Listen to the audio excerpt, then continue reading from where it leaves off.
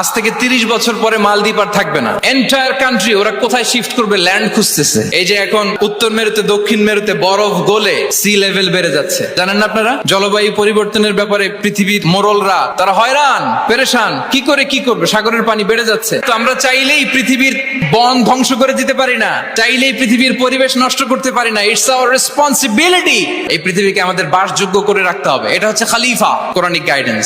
আরব বিশ্বে তারা একটা কথা বলে যে আমরা হচ্ছে নাহনু উম্মাতু ইকরা, আমরা এমন জাতি যে জাতির প্রথম কথাই ছিল কি? ইকরা, পড়ো, রিসার্চ করো, গবেষণা করো। আমাদের ক্লাসিক স্কলাররা তারা এটা করতেন।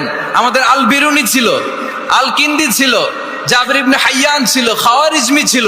তারা গোটা বিশ্বকে চ্যালেঞ্জ করেছেন, তারা দেখিয়ে গিয়েছেন। এখন এটা এই নলেজ ট্রান্সফার করে ওয়েস্টের কাছে এসেছে, খুব ভালো, আবার আমাদের কাছে যাবে, আমরা শেয়ার করবো এটা। তো এই কোরআন নলেজ সিকিং এর ব্যাপারে, রিসার্চের ব্যাপারে, ইনোভেশনের ব্যাপারে আমাদেরকে উৎসাহিত করেছে। কোরআন মানুষকে মানুষ হিসেবে কনসিডার করতে বলে।